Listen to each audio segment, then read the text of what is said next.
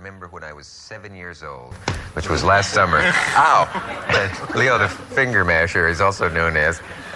And Mickey Mantle, if you'd ever told me when I was a tiny tot that I'd be sitting next to Mickey Mantle, I would have... now he's going to hit my other hand. It's too much violence on television, don't you feel? Well, a gentleman who won't strike me, Hank Aaron, is, we agreed last night, some people think the great baseball player of their time, our time, Mickey Mantle's time.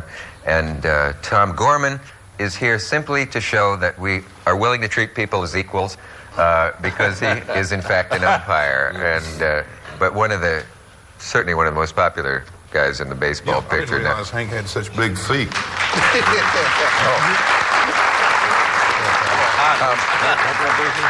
You know, that's a pardon for you. Well, I'm glad. Not his big feet. You're impressed with the size of other players' anatomies, are you? I mean, he's pointing at his feet. Really? That's unbelievable. Does that mean that a man would not be likely to be that very fast with feet that size? You wouldn't think. Well, like Elston, like Casey said, we got a slow one. He had great big feet, but he could run good. Hank could, but Ellie could. It isn't that Hank has big feet, it's just that his shoes are big. If they are, he can run well above average in the shoes. I never thought of that foot size determines speed. Obviously it doesn't, because how big are those feet? I mean, as long as we're This is A, triple D. size 11 and a half. All Yeah. right. Yeah, 11 and a half. But he won't wear 11 and a half baseball shoe, will you, Henry? No, 12 baseball. I just thought of something. You know, when you first go to a ballpark as a kid and you don't understand the game or anything, you wonder why the guy's swinging 4 bats, and someone explains it to you. It makes it seem easier to swing 1. Would it be possible to walk around, I mean this in all seriousness, in heavy shoes, perhaps with weights on them, for the same principle that when you got them off, you could really run? I think I've never done it. I see it. some ball players in spring training used to walk around with weights around the ankles. You know, Well, is that the reason they swing 3 bats, or is loosen it up. simply to... Take off loosen weight. up. Yeah, to try to loosen them. It loosen isn't your that body. makes the one seem so light No. that you can fool yourself into thinking you can hit a lot better with it. There are great historic moments in baseball, and if we had not done a third show in this series, we would have left them out. Mr. DeRocher, from your own lips, I would love to hear the Bobby Thompson home run story. Well, we were getting beat 4-1, and we had 3 more outs, and I waited till all my club came into the dugout, and I said, you've had some kind of year, boys, and I said, you have nothing to be ashamed of, and when you walk off this field, I want your head right up, I don't want your chin down, and all during the 9 innings, Don Newcomb, which is an absolute true story, I was coaching at third base, and I'd go by Don Newcomb as he would go onto the mound, and I'd call him everything. I called him everything you could think of, Henry, trying to get him mad. You know what I mean? To get into a fight with me, and then we both get thrown out. But I'd get rid of Newcomb. We weren't going to beat him. He was throwing aspirin tablets. What does that mean? Oh, yeah, I see. He was throwing, you couldn't see the ball. Yeah, I get it. Finally in the... I'd forgotten that one. Finally in the 9th inning, we go out, and Dark leads off, and he gets a base hit. Mueller gets a base hit, and then Lockman comes up, and he doubles down the left field line and scores 1 run. Mueller comes in the third and sprains his ankle. And sort of, like it was broken, and he couldn't, I got to have a pinch runner now. So I picked the biggest guy in my club to come and stand over with me, because I knew Newcomb was coming after me. I knew he was coming right to third base, so I brought Clint Hartung, the big Texan, about 6'5". I brought him over there. And Newcomb started for me, and I said, and I didn't say a word. I just looked at him. I didn't want him to come over here. And Hartung said, just keep coming. And Newcomb made a turn and walked down the clubhouse, and they all waved handkerchiefs at him. Now, the hitter that I thought would do the job was Monty Irvin. And he popped up to Hodges in foul territory in the coach's box. And then Bobby Thompson and Mays were the next 2 hitters. And I didn't know whether they'd pitch to Thompson or not. But on Monday, Thompson hit a home run off of Branca deck in Ebbets Field to put us in front 2-1. And Monty Irvin hit a home run in the 9th inning, and we win it 3-1. So I walked up to home plate, and I said, Branca remembers that you hit a slider. Didn't you hit a slider off of him? He said, yeah. I said, he won't throw that today. He'll throw you a fastball right there. That's his weakness anyway. Get him a fastball in there. And they got it in there. He took it, strike one. He looked at me. I said, come on. He'll throw it again. And now he threw another one, but he got it out just a little bit. And he hit it in the lower deck in the Polo Grounds, which is hard to do. The upper deck is easy, but the lower deck, the upper deck hangs over. 250? See, like- 250? No. yeah. Yeah, he didn't hit it over... It's harder than hell. He didn't hit it over 270 feet, Mickey, but he got it into the lower deck. That means it was going low and straight. He hit a Line drive. If it had been in any other ballpark in the country, the left fielder probably would have had to come in 4 or 5 steps and catch it, right? A line drive home run. And we won the National League pennant. That was the home run heard around the world, wasn't it? I mean, That was the shot heard around the world, as Yeah. everyone says.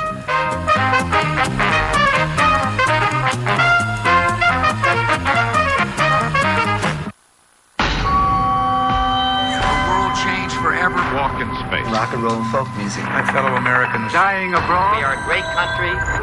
Through the Decades. A new series that looks back through the lens of time at the moments and memories, the stages and stories of us. Through the Decades with Bill Curtis. Weekdays here on Decades. Relive, remember, relate.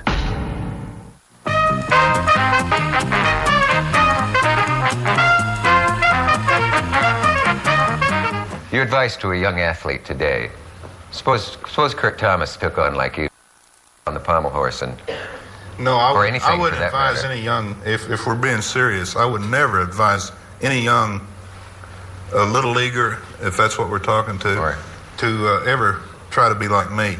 No. Really? I would advise them to try to be like Hank and take care of themselves so they could play till they're 40 years old. You know, I should have retired when I was over the hill at 30. I can tell you that. And And if it sneaking hadn't in, been for Billy and Whitey, I could still been playing probably. But wasn't there a night where you had to sneak back in? Well, probably more than one, but more than there's one. one involving garbage cans. You know what I'm referring to? yeah, Casey got, once in a while Casey would get mad, like I imagine Leo did. I think Leo would probably be a great guy to play for because he would, as long as you're going good, he would say, you guys go out and do whatever you want to, and that's the way Casey was. But then, if we'd lose 4 or 5 games in a row, he would say, now, I'm going to tell you guys something. Cool it. Get in the room tonight by midnight. We're in a losing streak, and I'm going to change things around a little. Well, he had made this speech in the clubhouse, and that night, me and Billy didn't quite make it back by 12 o'clock, and we're come running up the stairs to the Kenmore Hotel in Boston, and there's not very many ways to get in the Kenmore. It's about the size of this room here. So there's not very many ways to get in. We come running up, it was after midnight, and Casey was standing in the lobby with a bunch of sports writers. Yeah. So we go right back out. And Billy says, come on, we can go in the back door. So we go around to the back door, and it's locked. There's a chain on it. Now you're in trouble. But there's a window right over the door that's open. So Billy says, get me up on your shoulders and get me in that window, and I'll go around and come down and unlock and let you in. I said, okay. Now, we're dressed pretty nice, suits like Leo wears, and stuff like that. Billy gets up on my shoulders, goes in the window, comes around. I can hear him try the door. Now, I don't hear him anymore. I'm still out in the alley. Goes back up. He's, hey, yeah, what is it? And he says, can't open the door. I'll see you tomorrow. Wait a minute. He goes, see you tomorrow. He goes to the room. Laurel and Hardy. I got to stack up. There's trash cans out there where they put the, the garbage, Yeah. great big garbage cans. I got to stack them up. I'm trying to crawl up to that window to get in the. I'd have been better off just to go ahead in the front door and take my fine, Yeah. But I tried to go up to there. I ruined my suit. I had both my knees were bleeding. I was kept falling off the trash cans. That's what you was asking. What if that had ended? I finally got in. Wouldn't it have been awful to end your career falling from a trash can, though? And that isn't how you hurt your knee so badly, of course. No. How is your knee? Can you show it to us? Does it look like a normal person's knee at this point? I know it's been a very My bad knee? day. Yeah.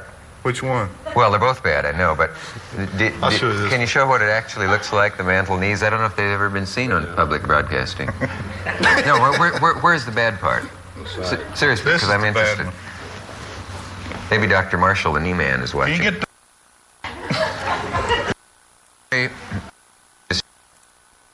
come from Russia? Very long scar that way and that. back here. And then, what did they actually do there? Did they remove cartilage? Did they? Yeah, it's like a football knee. All the you never. The worst thing that ever happened to you was a sprained ankle, right? No, I had a broken ankle. Oh, you had a broken ankle? Yeah, in 57, 54, my first year, September 5th, I cracked my ankle. Then the next year, of course, the year we moved to Atlanta, I had another cracked ankle. But they both came at the tail end of the season. But see, now that's the thing I'm talking about. He played in Milwaukee, and nobody ever wrote about it. You know, I mean, he could play with a broken ankle, and nobody said anything. Nobody ever knew anything right. about I it. wrapped my ankle or my knee one time, and everybody says, "Geez, man, was playing with a broken knee." And I mean, they it's wrote like, about me and Willie and Duke and Leo. You never heard about Hank till he hit 716 home runs. You know, I know, that's it's the really, reason I say he was the most underrated player in my era.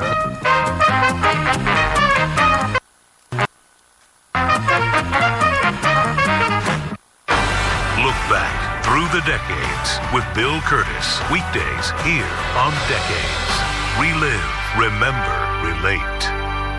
Let's face it, if you've got wood, you've got scratches, pets at the door, that chair gouging your new hardwood floor, and kids ruining your table. Oh, no. Refinishing can cost hundreds, and crayons and markers just don't match that one scratch. Don't get mad. Get Scratch Aid, the wood scratch mender by Dutch Glow.